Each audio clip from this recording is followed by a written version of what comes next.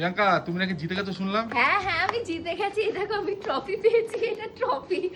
আমরা যে টিমটা জিতেছি সেই টিমে 5 জনকে 5টা দিয়েছে, তো আমি এটা লিটল গোলকে দেবো। মা মা কই, লুকিয়ে রাখি।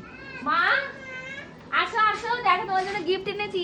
বলছি কি খুশি হবে দেখি, লিটল গোল ভীষণ খুশি হবে হোপফুলি। আসো আসো আসো, এই দেখো কি নিয়ে এসছি।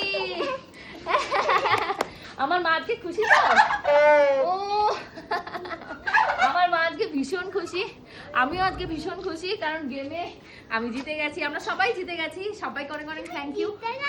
হ্যাঁ মা আমি উইন, আমি জিতে যাইনি, আমি উইন।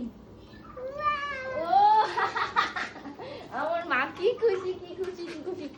এটা কিন্তু ফার্স্ট টাইম নয় যে জিতেছি বা কিছু, আমরা সবাই মানে আমার টিম, এটা কিন্তু থার্ড টাইম। কালকে আমরা টাই ব্রেকারে বলতে গেলে রয়েছে, আর আজকে ক্লিয়ারলি 30 মিনিট আগে জিতে আমরা হাওয়া খাচ্ছি।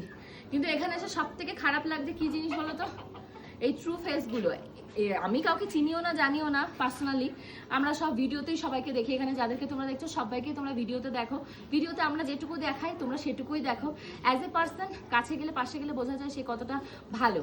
তো আমার ভীষণ ভালো লাগছে, হয়তো আমি অ্যাডজাস্ট করতে পারছি না কি তারা আমার দিকে যেভাবে দিচ্ছে সেটা বুঝতে পারছি না, কিন্তু সবাই টুয়ার্ডস গেমে 100% দিয়েছে।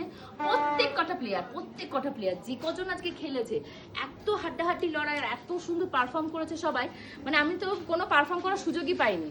আমি জাস্ট এমনি দাঁড়িয়ে হাওয়াতে জিতে গেছি। কি করে বলো তো, শুধু তোমাদের জন্য, শুধু আমার প্রিয় ভিউয়ার্সদের জন্য আমি জিতে গেছি। তাহলে হয়তো আমি জিততেই পারতাম না, কারণ আমি এখানে কোনো ক্রেডিট নেওয়ার জন্য আসিনি, এখানে আমি খেলবো হাসবো এই করার জন্য এসেছি। কারণ আমার ক্রেডিট সব থেকে বড় তোমরা, আমার যদি একটা ভিউয়ার্স থাকে, একটা ফলোয়ার্স থাকে, তারাই আমার ক্রেডিট।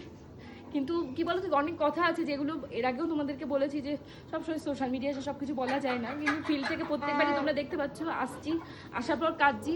হয়তো যে কথাগুলো ভেতরে রয়েছে সোশ্যাল মিডিয়ার কারণে কারোর সাথে শেয়ার করতে পারবো না।